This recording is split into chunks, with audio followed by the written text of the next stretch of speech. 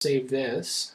I'm going to, well, just in the outliner over here, I'll just rename that back for backlight. I'm going to try reducing my fill just a little bit.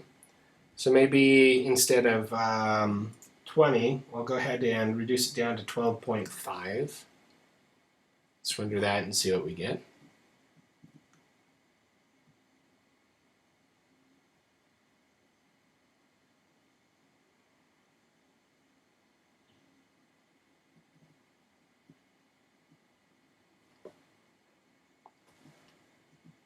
Okay, scrubbing back and forth between the two.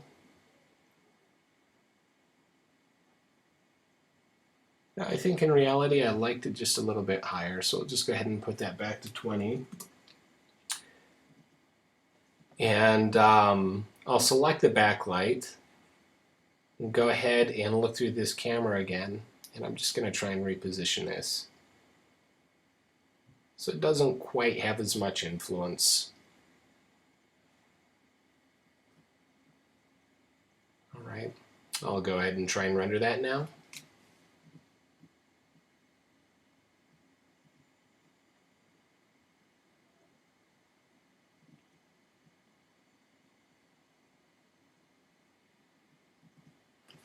And I think I like that better.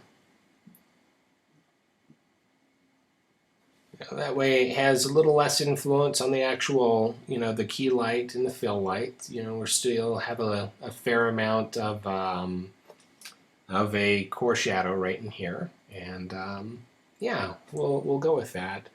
Now if you're not quite getting the results that you need, just go ahead and play around with kind of pushing these lights around a little bit relative to the model itself and in relationship with each other until you just kind of find that sweet spot that makes your render sing. Okay, now the next thing is I want to point out is this backlight is actually casting kind of an ugly light versus shadow kind of graphical element on the ground. It's casting another cast shadow going the opposite direction, and I don't want that.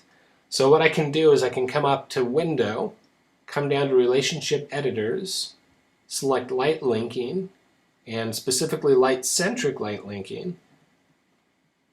I can select my backlight, and everything that you see selected here are objects in this scene that are basically influenced by this light. And you can see that our background kind of gumdrop sphere is included in that. All I have to do is just click on it to deselect it, so that now when I do another render, we shouldn't get that ugly, cool light on the ground.